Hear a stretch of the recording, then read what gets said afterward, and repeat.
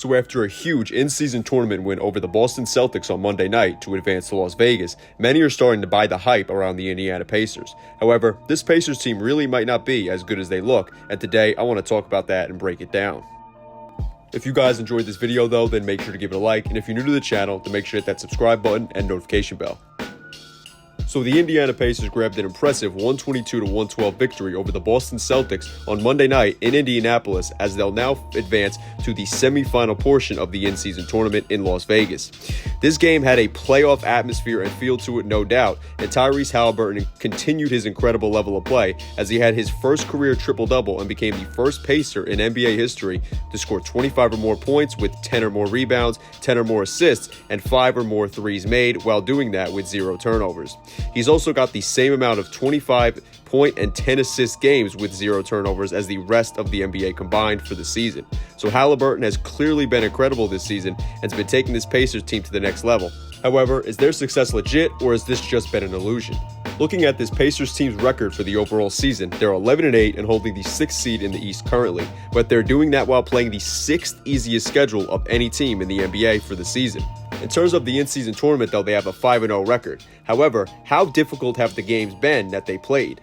First, they beat the 8th seeded Cavaliers with a starting lineup that's got a 0.49 net rating, so just barely more efficient than their opponents with the lineup that they sent out in that game versus the Pacers. While that Sixers win might look impressive as Philly currently holds the 4th seed in the Eastern Conference, the starting lineup the Sixers sent out versus the Pacers has a disturbingly bad net rating of negative 12.1. Next up is the 10th seeded Atlanta Hawks, who you could probably already guess sent out a starting unit with an inefficient net rating, as the lineup played against the Pacers for the Hawks had a negative 4.6 net rating this season. Their in-season tournament wins have to get impressive at some point, right? Who'd they play next? Well, the worst team in the entire NBA, the Detroit Pistons. If you want to just look at their lineup for research purposes, the team's been so injured and that lineup has been so bad that Monty Williams hasn't even been able to keep them on the court together for more than 27 minutes this season. And finally, if we look at their win against the Boston Celtics last night, who held the best record in the league entering last night's game, you would think that that would be a very impressive win for this 6th-seeded Pacers team, right? Well, let's look back at something that I said in one of my videos from last week. However, if they at least have Holiday though, I don't think they'll slip too much, as the Celtics have a positive 11 net rating when you have Holiday on the floor with both Brown and Tatum. The only thing the Celtics do need to avoid is putting those 3 guys on the floor with both Derek White and Al Horford, as in the 25 minutes that they've played, that 5-man group has a disastrous negative 48.8 net rating. The team seems to be fine though if you add just one of those 2 men to the 3-man group of Holiday, Brown, and Tatum.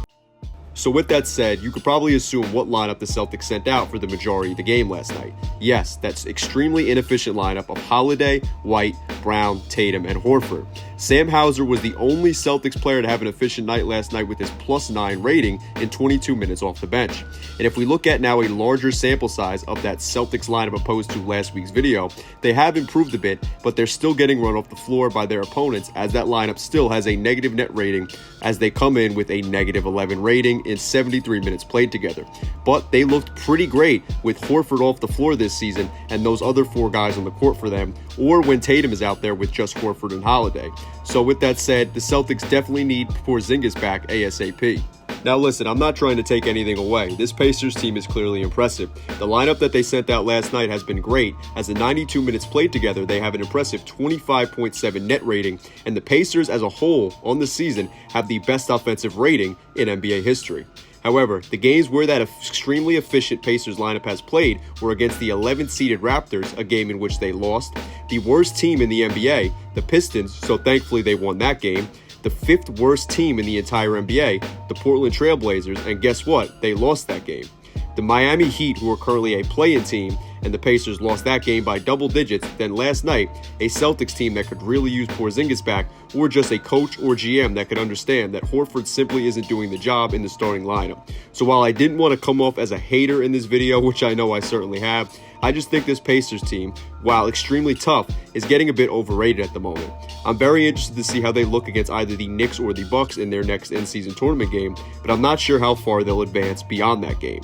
I think they have a good chance to avoid the play-in tournament and clinch a playoff seed by April, However, with them just clinging on to the 6th seed currently, with the Heat and Cavs breathing down their neck, the fact that their record has been pretty easy, and the fact that they're arguably the best offensive team in NBA history and are just barely holding on to a playoff spot, I think that tells you all you need to know about their early season success. And with that said, I'll just watch and see if this team can crumble or rise under pressure.